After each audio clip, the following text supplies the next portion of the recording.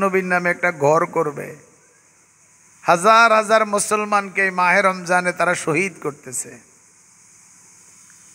এমন এক বিভীষিকাময় মুহূর্তে আজকে 200 মুসলমানদের এমন কোনো মুসলমান নাই যার কলিজার মধ্যে রক্তক্ষরণ হচ্ছে না, নামাজি হোক আর বেনামাজি হোক।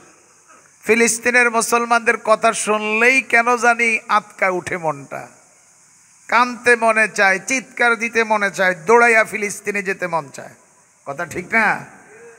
এই শক্তি তো আল্লাহ পাক আমাদেরকে দেন নাই। এই মাসে 313 জনকে আল্লাহ পাক যেহেতু 5000 ফেরেশতা দিয়া, রমজান মাসেই তো 17 তারিখ বদরের যুদ্ধে 313 জনকে 5000 ফেরেশতা আকাশ থেকে পাঠাইয়া সাহায্য করছে কে? কথা বলেন। সে আল্লাহ তো সসীম নয়, অসীম, অসীম ক্ষমতার মালিক। আমরা শুধু ওনাকে বলবো, আল্লাহ আপনার নবী যেই ঘরের থেকে ইমামতি করে মেরাজে গেছেন, ওই ঘরের প্রতিবেশীদেরকে আপনি হেফাজত করেন। কোন নবী যদি একটু দোয়াটা ওখানে করতে হয়তো হয়ে যেত।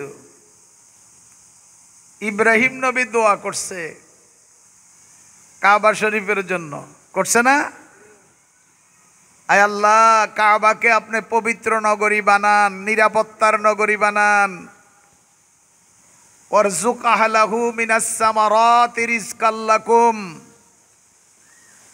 ইব্রাহিম নবী দোয়া করছে, আল্লাহ এরে আল্লাহ বলছে মান দাখালাহু কানা আমেনান, যে ব্যক্তি মক্কায় ঢুকবে সে নিরাপদ।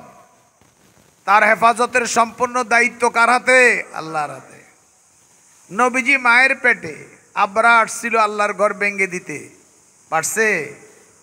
হ্যাঁ, ফাজআলাহুম কাসফিম মাকুল। পাখি দিয়ে আল্লাহ পাক এমনভাবে চর্বিত পশু যেমন কোনো কিছু চর্বণ করে খায়, গরু খাওয়ার পরে যেরকম চর্বণ করে এটার একেবারে কি করে ফেলে, বসির মতো করে ফেলে। আল্লাহ পাক পাখি দিয়ে পাথর নিক্ষেপ করে, আবাবিল পাখি দিয়ে তাদেরকে একেবারে সমূলে ধ্বংস করে দিয়েছেন। দোয়াটা ছিল ইব্রাহিম খলিলুল্লাহর। কথা ঠিক কিনা? একজন নবী যদি শুধু বাইতুল মুকাদ্দাসে দোয়াটা করতো, মাঝে মাঝে আক্ষেপ করিয়ে নি, হেন যদি এরকম একটা দোয়া করতো। ওইটা হলো পরীক্ষার জায়গা, আর এটা হলো নিরাপত্তার জায়গা। কথা ঠিক কিনা? ওখানে মুসলমানরা পরীক্ষা দিবে, বাইতুল মুকাদ্দাসের প্রতিবেশীরা পরীক্ষা দিবে, ইমানের পরীক্ষা দিবে, রক্ত ঢেলে দিবে, শাহাদাতের মর্যাদা গ্রহণ করবে। আর এখানে নিরাপত্তার ব্যবস্থা করলেন, এখানে শাহাদাতের এই মর্যাদা নাই। কথা ঠিক কিনা? তো আমার ভাইরা, আমি আপনাদের খেদমতে প্রথম দিন আলোচনা শুরু করছিলাম, এই বজ্জাত ইহুদিদেরকে অপমান করছে কে? আল্লাহ। আল্লাহ কোরআনে বলছেন, অদরিবাত আলাইহিমুজ জিল্লাতু ওয়াল মাসকানা। আল্লাহ পাক এই ইহুদিদেরকে অপমানিত করেন, লাঞ্ছিত করবেন, বেজ্জতি করবেন। বেজ্জতি করবেন কে? আল্লাহ।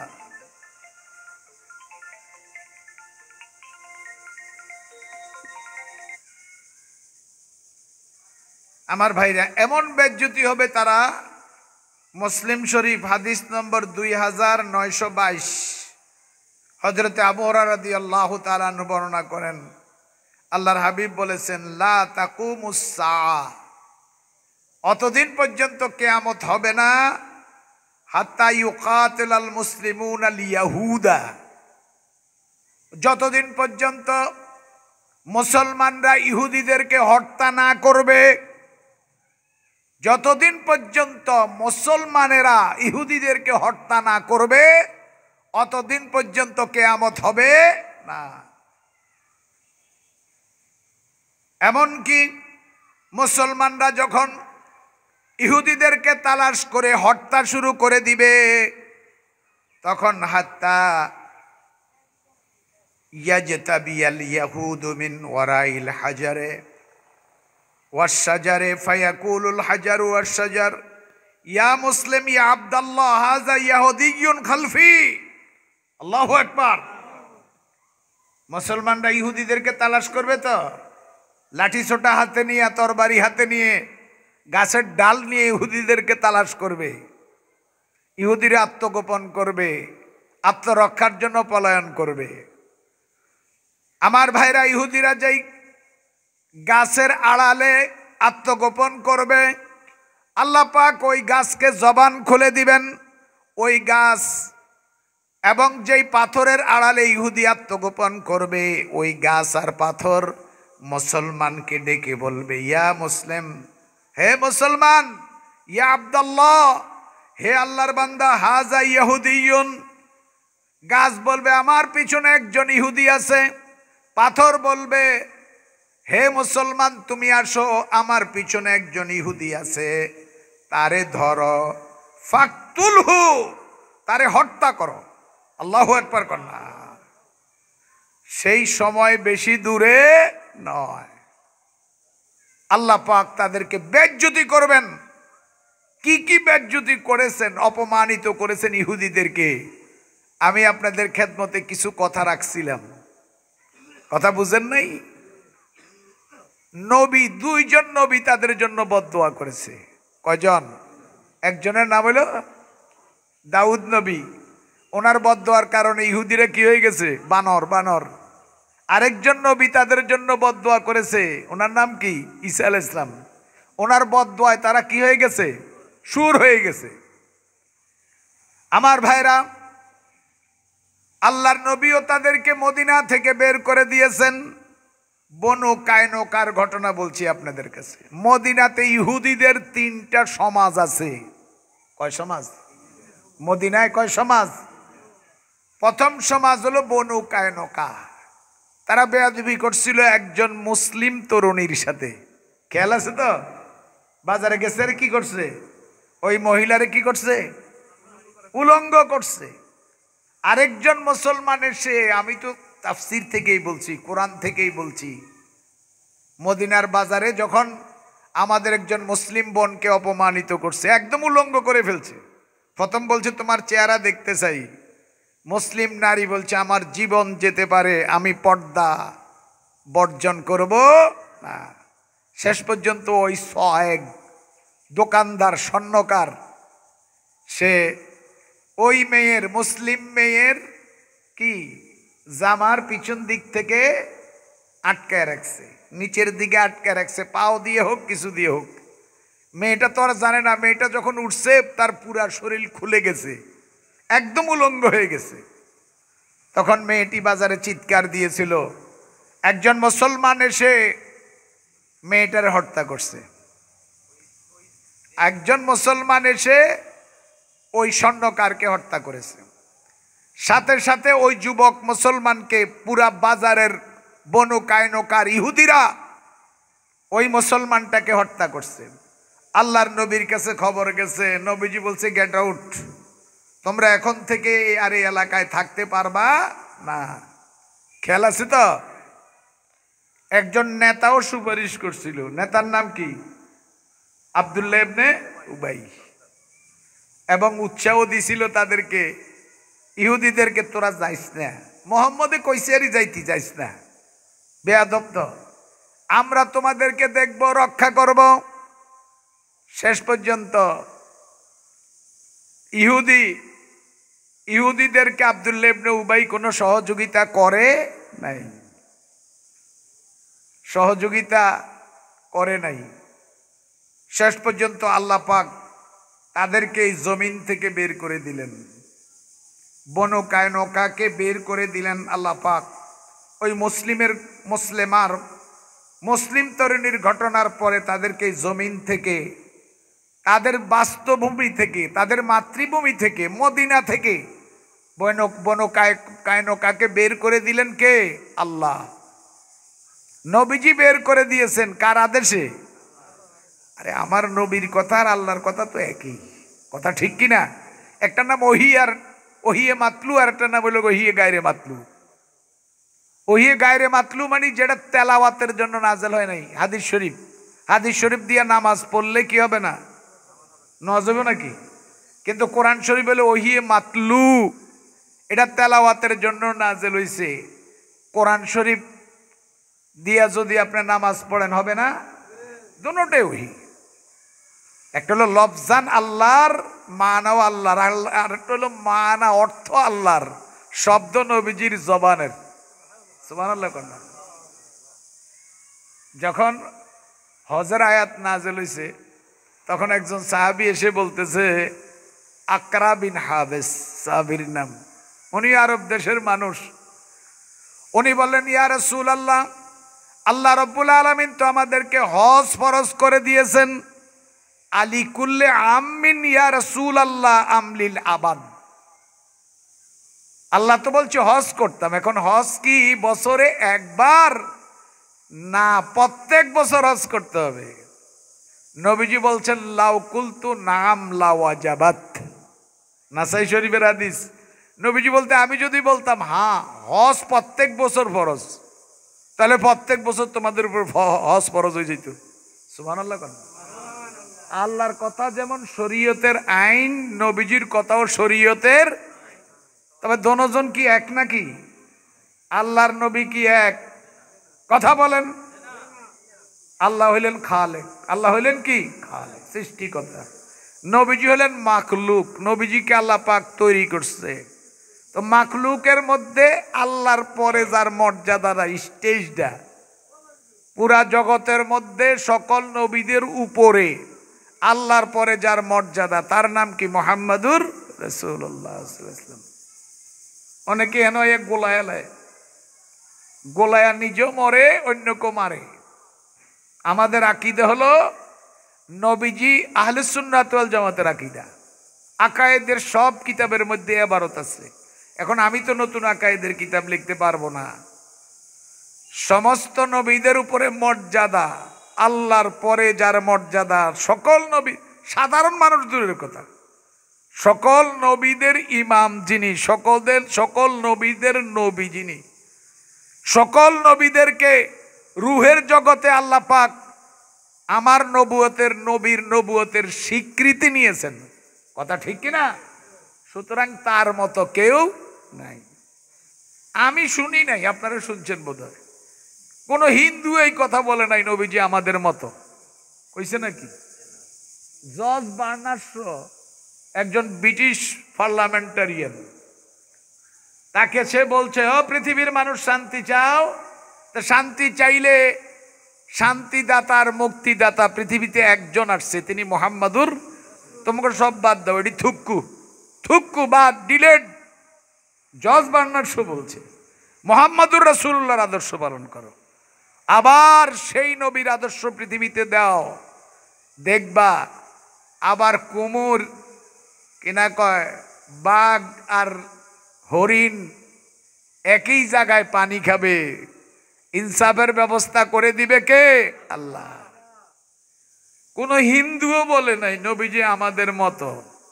বলছে বলছে আল্লাহর নবী আমাদের মতো, এটা চরম বেয়াদবি। আর আমার নজরে আমি শুনি নাই কেউ এরকম কথা বলতে। আর আমি শুনলে আমার গায়ের যে শক্তি যদ্দূরে আছে, আমি তার ছাড়তাম না। তো কথা ঠিক কিনা? নবীজি আমাদের মতো না, তোর বাপের মতো না। তুই যদি কস যে আমি আমার বাপের মতো, এটা তো বেয়াদবি। তুই অবৈধ, তুই তুই বেয়াদব সন্তান। তুই যদি বলস আমি আমার দাদার মতো, এটাও তো বেয়াদবি। কথা ঠিক কিনা?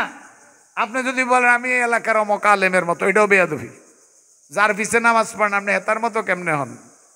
কথা ঠিক না? নবীজি পৃথিবীর কারো মতো নয়, সবার উপরে তার মর্যাদা। আল্লাহর মতো নয়, লাইসা কামিসলিহি শায়, আল্লাহর মতো কোনো বস্তু নাই।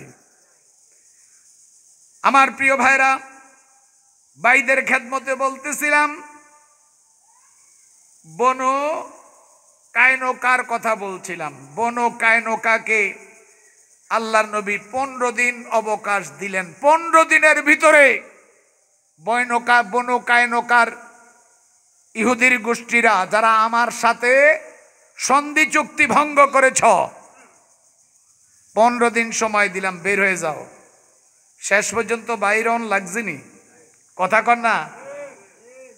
আমার ভাইরা, আল্লাহ রাব্বুল আলামিন বলেন, আল্লাযীনা আহাদতা মিনহুম সুম্মা ইয়ানকুদুনা আহাদাহুম মিন কুল্লি আমরিন ওয়া হুম লা ইয়াত্তাকুন। যারা আপনার সাথে ওয়াদা করে ওয়াদা ভঙ্গ করেছে, একবার না কুল্লা মাররা, বারবার আপনার সাথে বারবার ওয়াদা ভঙ্গ করেছে, তাদের মধ্যে আল্লাহর ভয় ছিল না, সেই ইহুদিদেরকে আমি আল্লাহ, হে নবী, আপনার নেতৃত্বে আমি তাদেরকে পবিত্র মক্কার জমিন থেকে আমি বের করার ব্যবস্থা করে দিয়েছি। সুবহানাল্লাহ। দ্বিতীয় গোত্রের কথা শুনেন। দ্বিতীয় গোত্র কারা? যাদেরকে নবীজি বের করে দিলেন মদিনা শরীফ থেকে। মদিনার মানুষ মদিনায় জন্মগ্রহণ করেছে, বনু নজির। তাদের নাম কি? বনু নজির। বনু নজির দেখলো যে মোহাম্মদুর রাসূলুল্লাহর যেই শক্তি আছিল, মনে হয় শক্তি একটু কমে গেছে। নাউজুবিল্লাহ। কেন?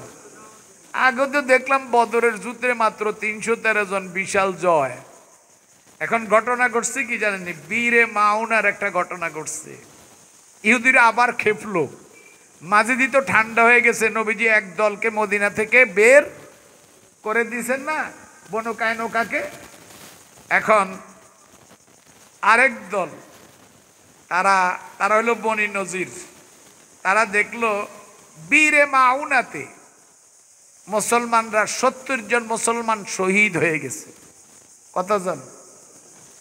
এক এলাকার লোকেরা এসে বলছে, হুজুর, আমগো এলাকার লোকেরা তো কোরআন শরীফ পড়তে পারে না, নতুন মুসলমান, আমনে যারা ভালো করে কোরআন পড়তে পারে, কারিউল কোরআন যারা, এরম কয়েকজন সাহাবী বাচ্চা দেন, বেছে বেছে দিলে তারা আমগো দেশে যায় কোরআন পড়াইব। আল্লাহ নবী কয়জন দিলেন? 70 জন। কয়জন সাহাবী দিলেন? এই 70 জন যাইয়া ওই এলাকার নতুন মুসলমানদেরকে আল্লাহর কোরআনের তালিম দিবে, কোরআন পড়াবে, কোরআন শিক্ষা দিবে। আমার ভাইরা, নবীজি তো জানতেন না তাদের মনের মধ্যে যে এই দুরভিসন্ধি। এই 70 জন সাহাবী যখন আল্লাহর নবীর আদেশে ওই নতুন এলাকায় নতুন মুসলমানদেরকে আল্লাহর কোরআন শিক্ষা দেওয়ার জন্য রওনা হয়ে গেল, আমার ভাইরা, রাস্তার মধ্যে বীরে মাউনা নামক জায়গায় যখন পৌঁছছে তারা 70 জন, চতুর্দিক থেকে কাফেররা আগে উৎপেতে আসিল, অস্ত্র শস্ত্র নিয়ে আগেই কি প্রস্তুত ছিল। 70 জন সাহাবী যখন ওখানে পৌঁছছে বীরে মাউনা, খেয়াল রাখবেন জায়গাটার নাম হলো বীরে মাউনা, ওখানে যখন পৌঁছলো চতুর্দিক থেকে কাফেররা এসে মুসলমানদেরকে ঘেরাও করে ফেললো এবং 70 জন মুসলমানকে শহীদ করে ফেললো। আমার ভাইরা, এই একটা ঘটনা ঘটলো।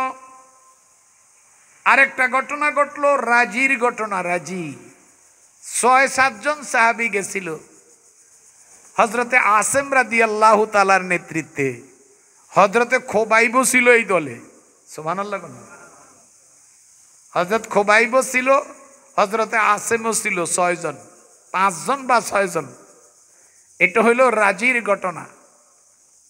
তারাও ইসলাম প্রচার করতে এক এলাকায় রওনা হয়েছে। সবাই বলছে এ আগের মতোই ঘটনা, যে নতুন মুসলমানদেরকে ইসলামের বয়ান শোনাবেন, ইসলামের তালিম শিক্ষা দিবেন। তা আল্লাহ রাসূল বলেন, আসেম, তুমি শক্তিশালী মানুষ, তোমার নেতৃত্বে 5 জনরে বাড়াইলাম। সুবহানাল্লাহ। আমার ভাইরা, তারা যখন রাজি নামক জায়গায় গেল মদিনার, চতুর্দিক থেকে কাফেররা মুসলমানদেরকে ঘেরাও করে ফেললো। সবাই পাহাড়ের উপরে উঠে গেল। মুসলমানরা কোন উঠলো? কথা কয় না? পাহাড়ের উপরে উঠছে। এখন নিচের থেকে কাফেররা কইতেছে, এই মুসলমানেরা, আসেমের সাথে যারা আছে, খোবাইব আছে, নামো, আমরা তোমাদের নিরাপত্তার ব্যবস্থা করব, আমরা তোমাদেরকে মারবো না, এমনি একটু দুষ্টামি করছি, তোমরা ভয় পেয়ে গেছো, নামো, কসম তোমাদেরকে ক্ষতি করব না। মুসলমানরা নামলো, হযরতে আসেম কয় আল্লাহর কসম আমি কোনো কাফেরের নিরাপত্তায় নামবো না। সুবহানাল্লাহ। ওই দলের নেতা যিনি আসেম রাদিয়াল্লাহু তাআলা তিনি বললেন আমি কোনো কাফেরের নিরাপত্তায় নামবো না। বাকি মুসলমানরা যখন নামলো হযরতে খুবাইব ছাড়া বাকি মুসলমান আর 4-5 জন যা ছিল তাদেরকে শহীদ করে দিল কাফেররা। ইন্না লিল্লাহি, মেরে ফেললো। হযরত খুবাইবকে মারলো না, কইছে তুই আর বাপেরে মারছ। দেখ কাফেরে কয় তুই আর বাপেরে মারছ, তোরা এমনি মারতাম না, তোরা আমি শাস্তি দিয়ে মারবো। আর হযরতে আসেম তো পাহাড়ের উপরে তে কইছে আল্লাহুম্মা আখবির বালানা ওয়া হালানা নাবিয়্যাক। আয় আল্লাহ তাআলা আমি আসেম বিপদে পড়ে গেছি, আমার খবরটা এখন মদিনায় তোমার নবীকে পৌঁছায়া দাও। আল্লাহু আকবার। হযরত আসেম বললেন আল্লাহুম্মা আখবির আন্না রাসূলাক। আয় আল্লাহ এই যে বিপদে পড়ছি আমাদের খবর আপনার রাসূলকে পৌঁছায়া দেন। নবীজির কাছে জিবরাইল খবর পৌঁছায়া দিল। আল্লাহর নবী দোয়া করলেন, কাঁদতে আরম্ভ করলেন।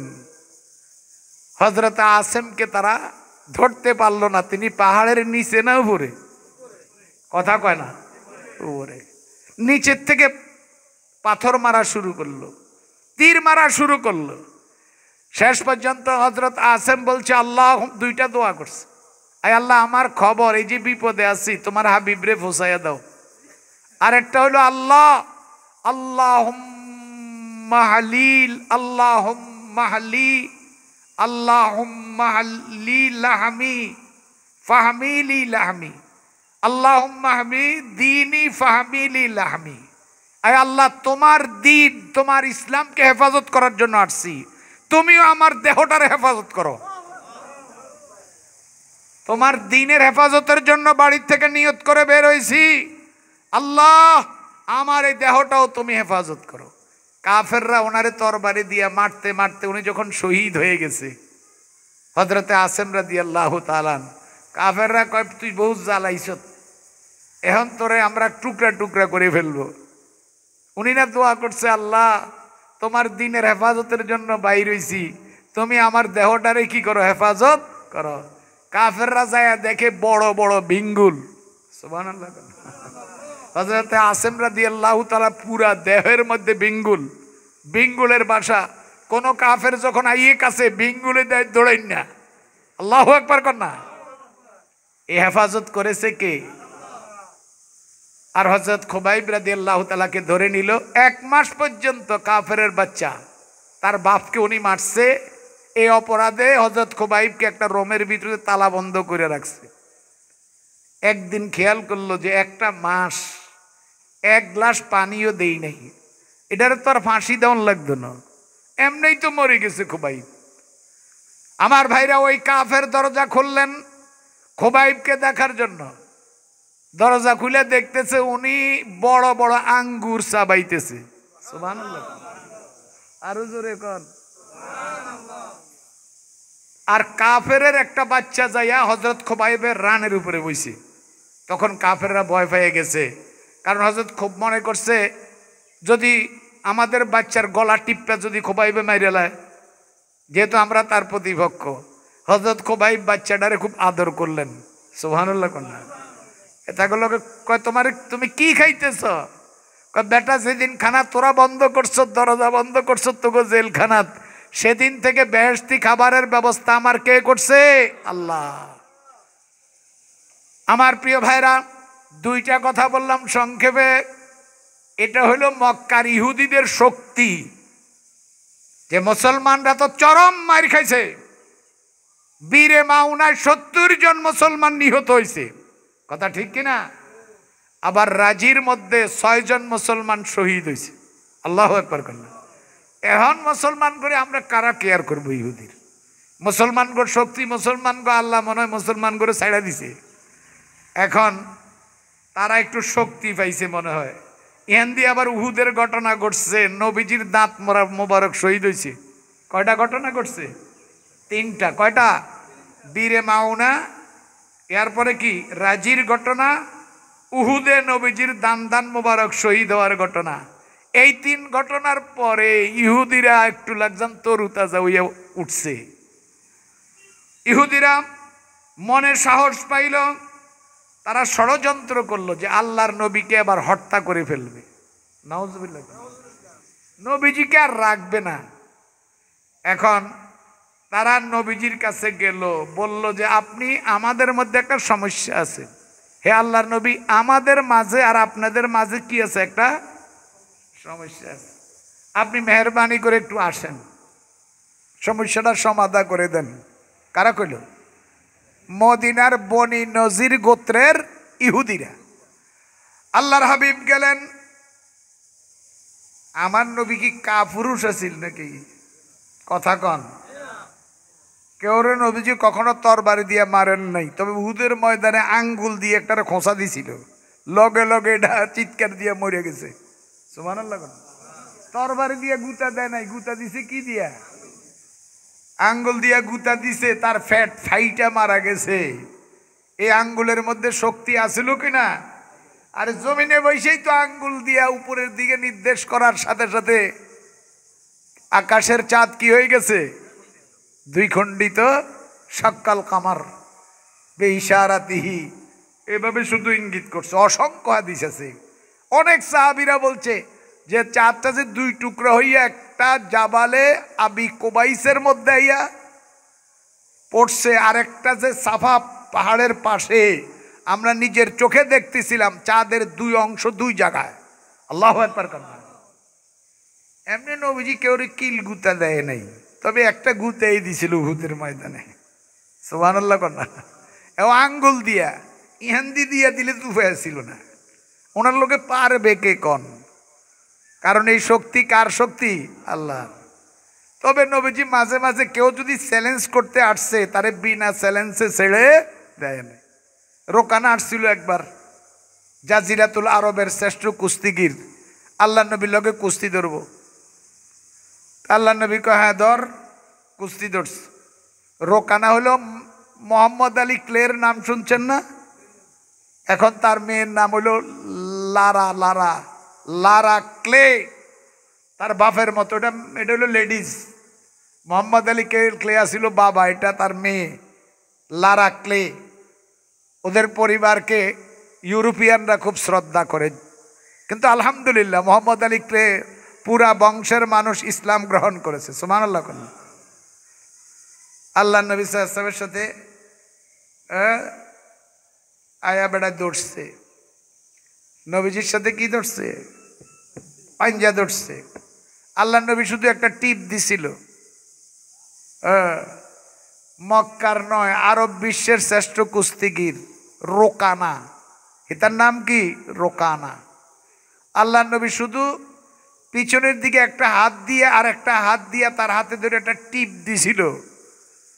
টিপ দেওয়ার সাথে সাথে ফুটবল খেলোয়াড়ের পাও থেকে শটকাইয়া যেরকম ঘুরতে থাকে, রোকানা এইভাবে ঘুরতেছিল আর বলতেছে আল্লাহর কসম আর এই বেয়াদবি করতাম না, আমারে ছেড়ে দাও, তোমার গায়ে এত শক্তি, আমি এখন ইসলাম গ্রহণ করবো, আমারে ছেড়ে দাও। আল্লাহু আকবার কর না। রোকানা উঠতে এদিকে দিক চাই, কেউ দেখছিনি কোনো। বললাম যে আমি তো এরকম বেজ্জতি কখনো হই নাই। শরীর টলির জায়গাটা মোহাম্মদ আরেকবার সুযোগ দাও। আল্লাহ নবী কয় যতবার চাও, তবে প্রথমবার দর্শি 1 হাতে, এবার কিন্তু 2 হাতে, বুঝে শুনে কইবা। আল বেদায়া ওয়ান-নাহার মধ্যে আল্লামা ইবনে কাসির রহমতুল্লাহ আলাইহি লিখছেন, নবীজি তার 2 হাতে দর্শি দ্বিতীয়বার। তার অবস্থা এমন হয়েছে, তার চিৎকারে আকাশ বাতাস মুখরিত, যে আল্লাহর কসম তোমার গায়ে এত শক্তি, আমি বুঝতে পারছি তুমি আল্লাহর নবী। কোন সাধারণ মানুষের গায়ে এত শক্তি থাকতে পারে না। শেষ পর্যন্ত নবীজি ছাড়ে দিছে, যা। আমার ভাইরা, আল্লাহর নবী শুধু আঙ্গমতে হুজুর আছিল না, কমপ্লিট সব দিক থেকে। আপনি কোন দিক থেকে চাইবেন, এই দিক থেকে 1 নম্বর কোয়ালিটির নাম হলো মুহাম্মদুর রাসূলুল্লাহ সাল্লাল্লাহু আলাইহি। হুজুরের বিবিও আছিল কয়জন? কথা কয় না। 9 জন ছিল না, 11 জন, মোট 11 জন।